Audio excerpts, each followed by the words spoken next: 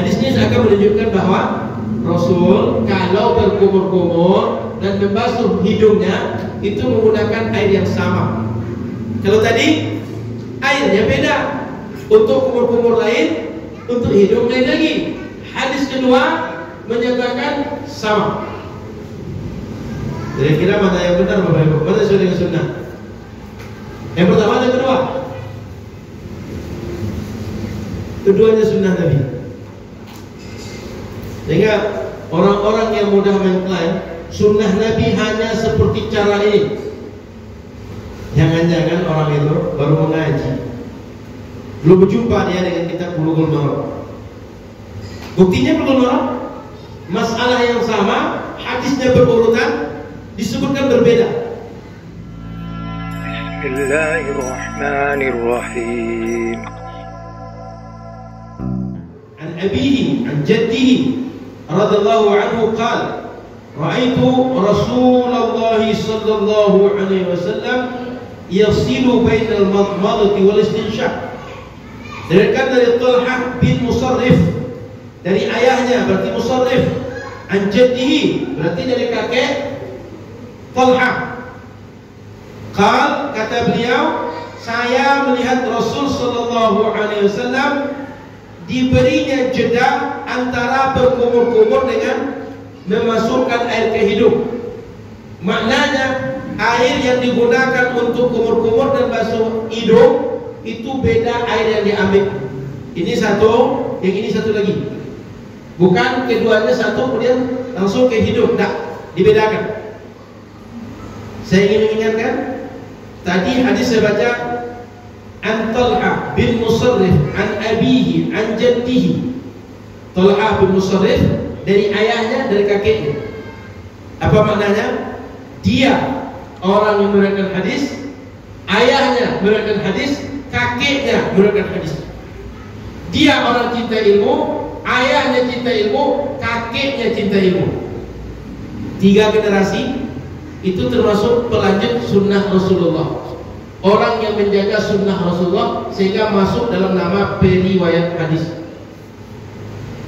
3 generasi. Kalau Nabi Yusuf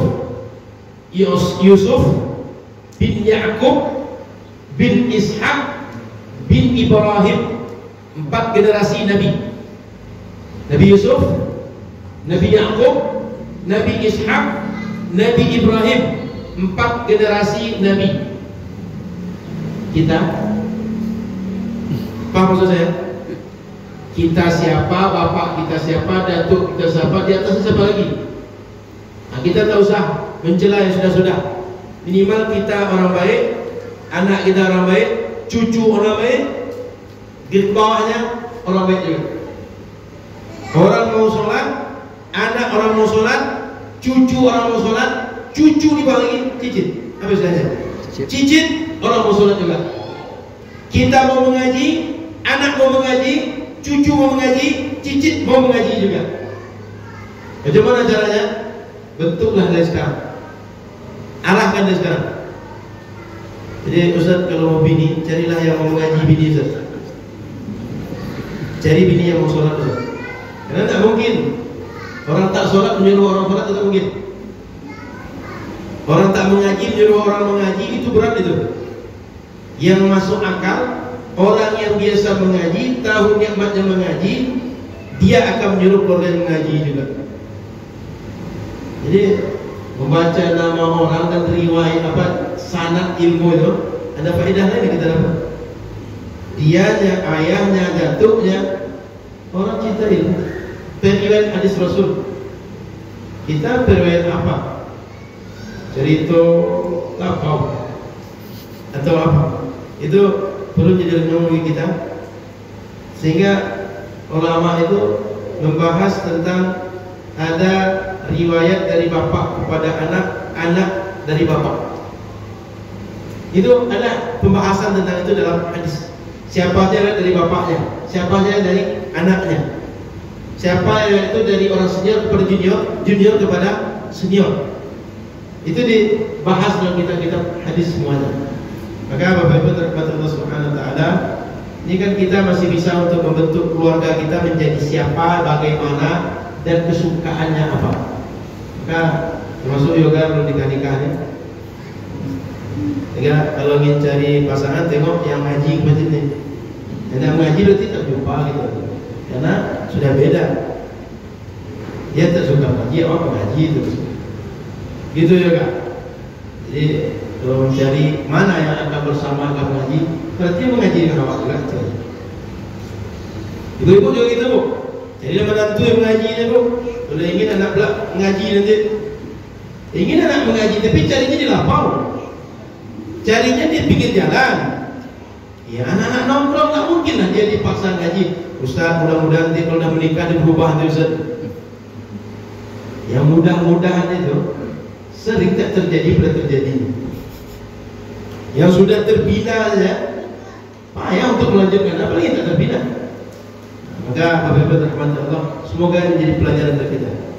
Selanjutnya akhrajahu Abu Dawud bi isnadin dhaif. Hadis ini juga terkait Imam Abu Dawud dengan sanad yang dhaif. Wa an Ali radhiyallahu taala anhu. Jalur kedua sahabat Ali bin Abi Thalib radhiyallahu anhu fi sifatil wudu, tentang bagaimana cara berwudu Rasul. Beliau ceritakan thumma tamadmada sallallahu alaihi wasallam wastanthara thalatha. Yumadmidu wa yastanziru min al-kaff alladhi ya'khudhu minhu al-ma'. Kata beliau kemudian Rasul kumur-kumur. Wastanthara thalatha, setelah itu beliau basuh air kain hidung dan keluarkan lagi 3 kali. Yumadmidu, beliau kumur-kumur, kemudian masukkan air ke hidung. Minal kaffil ladzi, airnya berasal dari air yang berada dalam genggaman. Ya'khudhu minhul ma', yang dia gunakan untuk mengambil air untuk keduanya. Hadis ini akan menunjukkan bahwa Rasul kalau berkumur-kumur dan membasuh hidungnya itu menggunakan air yang sama.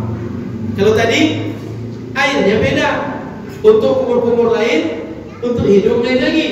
Hadis kedua menyatakan sama. Kira-kira mana yang benar Bapak Ibu? Mana sesuai dengan sunnah? Yang pertama dan kedua? Keduanya sunnah Nabi.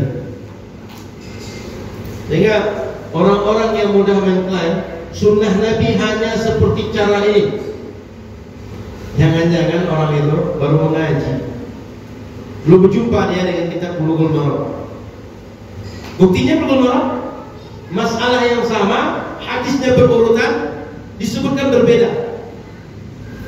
Maka termasuk yang sering ribut doa berbuka puasa, apakah Allahumma laka sumtu dengan dhahabal dhama'u, mana yang benar?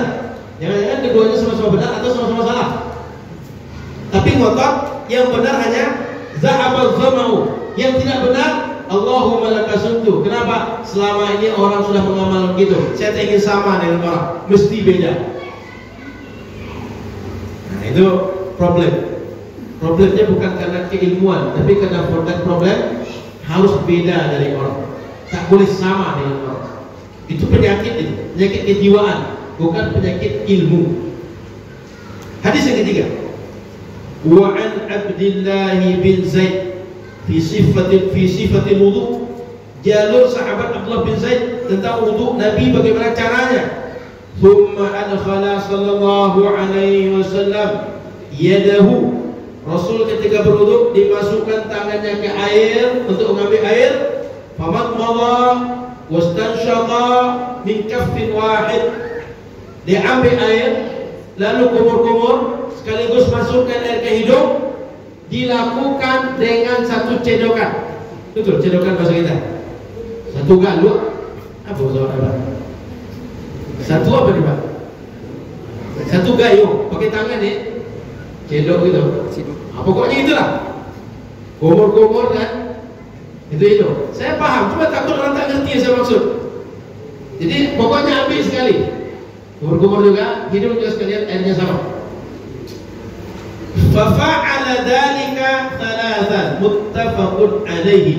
Dilakukan oleh Rasul macam itu 3 kali. 3 hadis yang kita baca dalam satu bab yang sama. Yang satu cerita airnya dipisah, yang 2 cerita airnya sama. Bahkan yang airnya sama muttafaqun alaih, hadis sahih riwayat Bukhari dan Muslim. Maka Bapak Ibu terhormat Allah Subhanahu wa taala, jangan mudah mengklaim bahwa yang sama dengan saya inilah yang sunnah, yang tidak tak sesuai dengan sunnah. Belum tentu. Ini buktinya hadis 3 hadis, 2 hal berbeda. Satu, airnya sama antara kumur-kumur dan ke hidung. Yang kedua, beda. Maka Bapak Ibu yang dirahmati Allah Subhanahu wa taala, kita lanjutkan apa yang bisa kita pahami dari hadis ini. Poin pertama, hadis 1 yang di awal tadi, yang ayah yang datuknya juga berdasarkan hadis tadi, Talhah bin Musarrif tadi. Hadis itu menunjukkan yustahabbu an yafsila al-mutawadhi bainal madmadah wal istinsyaq. Disunahkan kalau berwudu ambil masing-masing air untuk kumur-kumur, kemudian masing-masing air untuk hidung, berdasarkan hadis pertama. Kemudian hadis ini juga dikuatkan dari redaksi yang tak menjelaskan dengan detail dari cerita tentang Sayyiduna Utsman bin Affan dan Ali bin Abi Thalib tentang bagaimana wudu Nabi.